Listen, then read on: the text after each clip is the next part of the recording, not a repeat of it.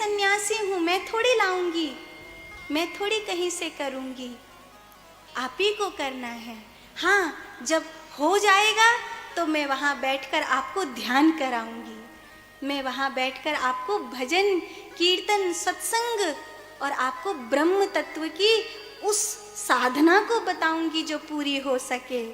लेकिन करना आपको है, और लग्जरी नहीं करना है, लग्जरी बिल्कुल नहीं करना। ज्यादातर क्या हो गया है, वृंदावन में आज के समय में इतना दान आ रहा है, टीवी पर कम से कम 10-12 कथा रोज चलती हैं।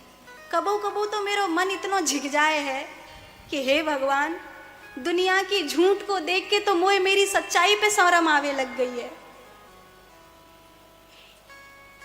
हाय दान, हाय दान, हाय दान, इतना पैसा है गया है कि पूरा वृंदावन बैठ के खा ले तब न कम पड़े।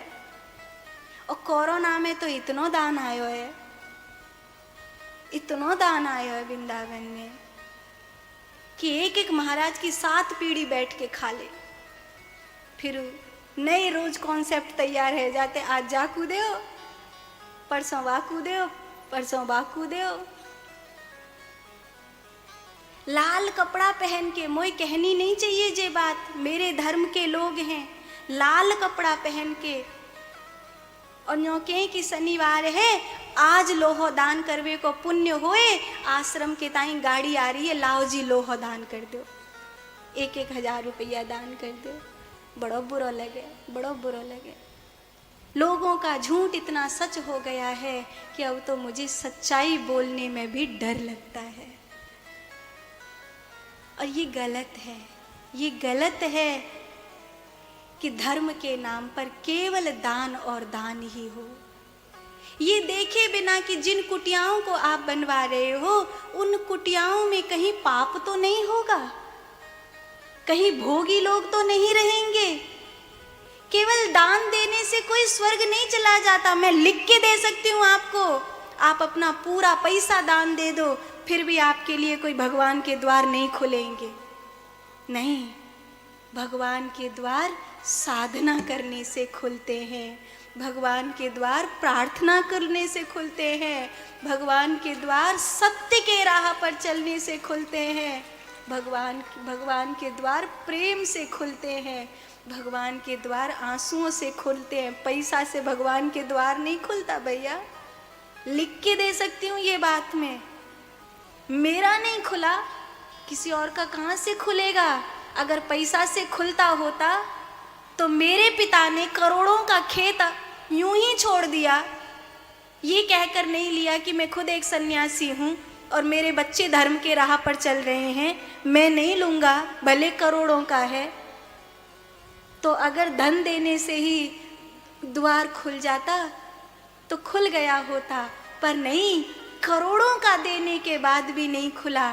खुला तो प्रेम से खुला, प्रार्थना से खुला, साधना से खुला, भक्ति से खुला। मेरा तो इसी माध्यम से खुला है, भाव से, भक्ति से, साधना से। अगर आपका पैसा से खुल जाए तो दे दो भैया महाराजों को, वो बैकुंठ की टिकट तुम्हें दे देंगे। जब मरोगे तो चले जाओगे बैकुंठ। मुझे तो नहीं लगता आपके पाप से आपने पैसा कमाया और उस पैसा को दान करके आप सोचो बैकुंठ की टिकट कट जाएगी। जाओ जाओ, किस धोखे में हो। साधना करो, भजन करो, इतना बढ़ाओ अपने भजन को कि भगवान खुद कहें बेटा मैं तुझे लेने के लिए आया हूँ। इतना बढ़ाओ अपने भजन को। इसीलिए मैंने कहा करना आपको है, मैं नहीं करूँगी।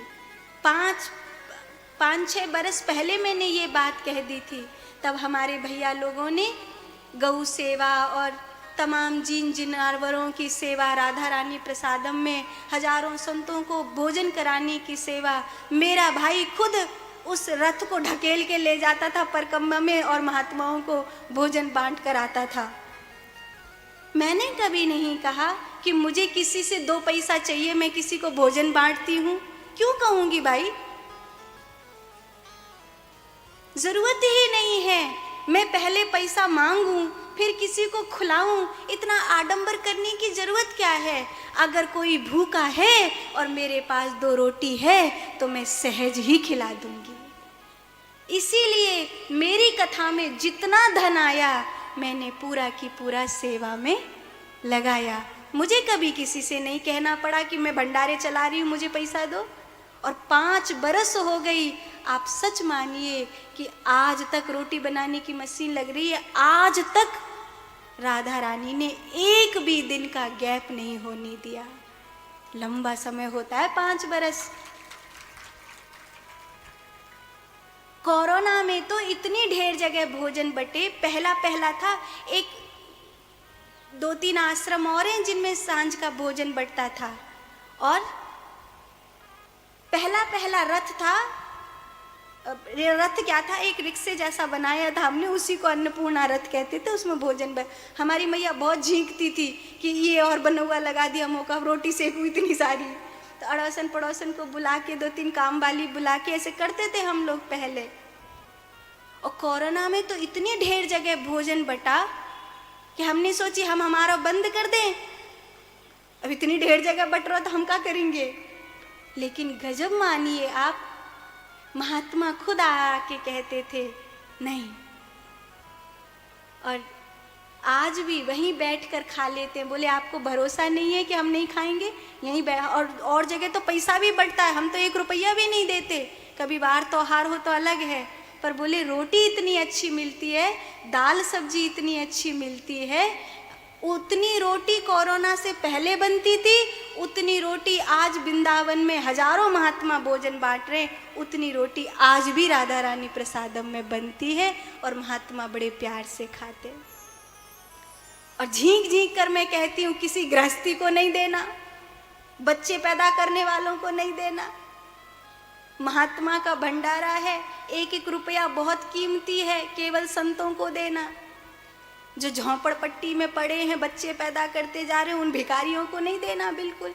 कमाओ और खाओ, बच्चे पैदा कर सकते तो कमा नहीं सकते क्या? बहुत ज़रूरतमंद हो तो ले जाओ, पर ये तो भंडारा महात्माओं का है। इसलिए मैं नहीं करूँगी, मेरी राधा रानी करेगी। मैं नहीं करूँगी, मैं तो सिर्फ साधना के लिए हूँ, भजन के लिए हूँ, मैं थोड़ी करूँगी। हाँ, मेरे पास कोई आ जाएगा तो ब्रह्म तत्व की राह मैं उसे ज़रूर दिखाऊंगी, ज़रूर।